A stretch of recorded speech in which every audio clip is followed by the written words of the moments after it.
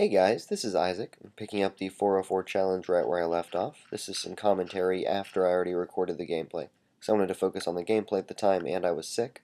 So I'm just going to be showing you some of the edited footage from my first about an hour below ground, and hopefully you'll all enjoy. So right now what I'm doing is actually I've set up a little defensive wall and used two of my three jack-o'-lanterns to light the area above me. So I'm digging a little tunnel downwards to a place that I happen to know there's a nice sized diamond deposit. Because you use the 404 seed every time, you can easily predict where diamonds are going to be just by searching for them and then memorizing the locations. So for my first little while in the cave, actually, I spent pretty much all my time just getting diamonds. And here I decided to put down my jack-o'-lantern and actually show you the little pocket where I got them from, show you my ever-growing larger little stack of diamonds. And in this next clip, I'm back up on the surface, and I'm actually just gathering some pretty easy to pick up resources, iron in this case, but there's obviously a lot of ore spread all throughout the cave, especially iron, so iron tools and armor become pretty easy to get pretty quickly. And after picking up my pumpkins, I can continue a little bit further into the cave, because there's a spot that I've already checked out on some previous runs, which I want to use for my home base, because it's a nice area and I like how it's set up, very defensible.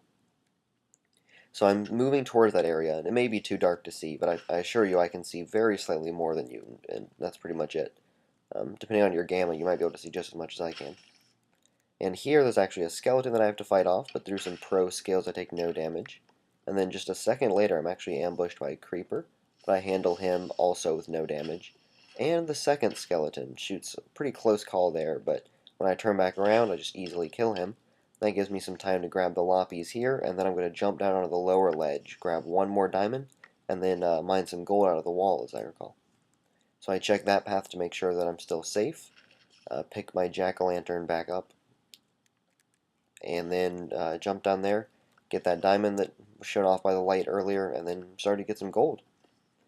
This next clip is me dropping into a large room, which I plan on using eventually for a tree farm. We'll see if we get that far, if that really becomes an issue. But as you can see, it's quite a large room, and I really don't mind just running through it and leaving the ores behind, because I know where some more diamonds are. And you'll see I come across them right here. I also come across some iron, which unfortunately had lava right below it. So, gonna get these diamonds first, and then see if I can pick up that one remaining block of iron without falling into the lava, which I actually do successfully.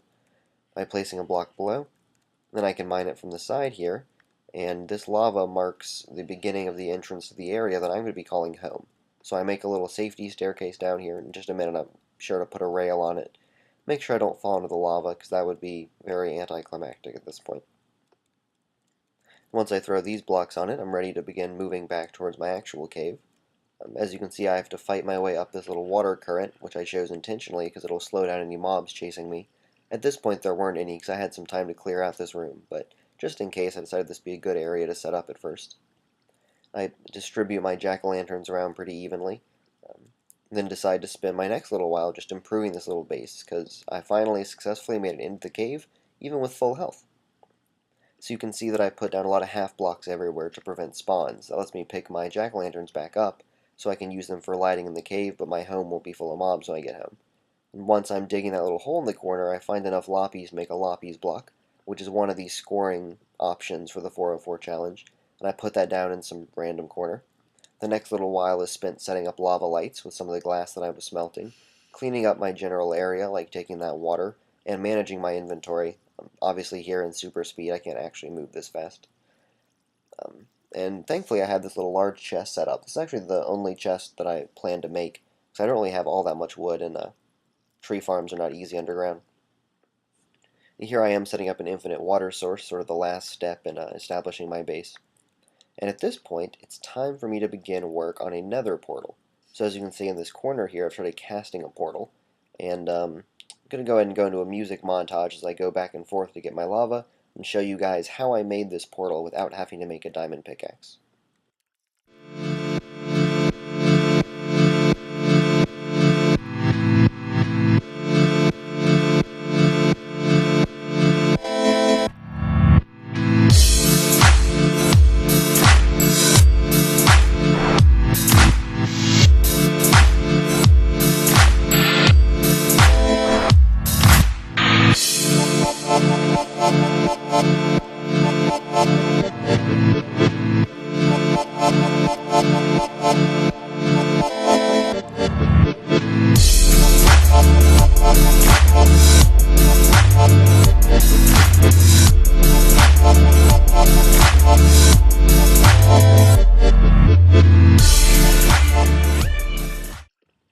Fascinating, isn't it? And that's how you cast a nether gate without using any diamond tools. Here you can see that I now have my nether gate. I spent a little while cleaning it up, filling in this wall. I actually did not want any mobs spawning on top of my gate, so I decided to just fill in this little place up there. There might be enough light for my furnace, but I don't really want to give that chance. And then after this, I made my first trip into the nether. As you can see, I'm already leaving it. It was a completely uneventful trip.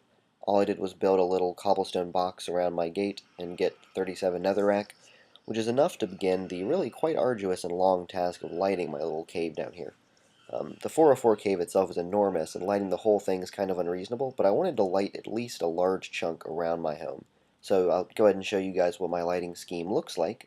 Pretty much just put a nether block inside the wall, then light it. And now I have to light the whole cave.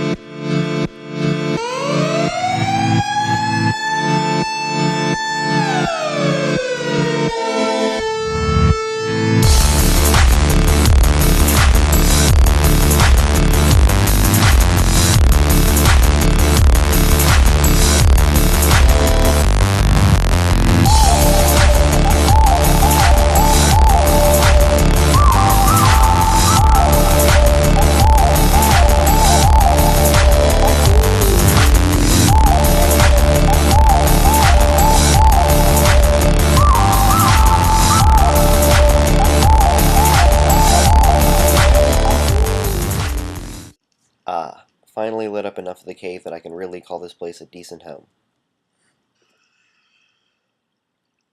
In this clip, you can see that I'm beginning to set up my cactus farm. I only left myself one sand to farm cacti because really they're not that important. And you can also see that I'm actually out of netherrack. So when I decide to light this little area, I quickly realize that that's not really an option. So I go ahead and set up the final configuration that I want to use. I haven't really built a one cacti farm in a cave before, so I'm learning as I go. But after that, I decided it's time to return to the nether, get some more netherrack, and hopefully with that I can continue my lighting journeys throughout all these caves. It really is taking quite a while to light them all up. Once I go through the gate, I come out on the other side, and you can see my little structure defends the nether gate pretty well. I go ahead and fill in this wall, which I left blank last time, because it's just like 5 blocks. And then mine out a little bit of this netherrack, and dig myself an exit door, because I want to go ahead and go get a lightstone. Because lightstone is another way to score on this map. And there's some lightstone deposits right above my nether gate, so I decided that it's easy enough for me to just run out and smash some of that lightstone. I already have some dust from earlier. My first trip, I got a few before the gas started firing. So I decided to just go ahead and mine the remaining ones that I need for my block, so that I can use that as another light source. I won't really be using Lightstone very much because it's so much more expensive than just Netherrack that's lit on fire. But I did want to get the extra points you get for just getting one of those. Then on my way back in, I actually get a chance to clean up the roof of my structure a little bit. But first I need to get just a little more glowstone. And there we go. I think that puts me evenly at 9. And there's a pigman on my roof, but that's no problem.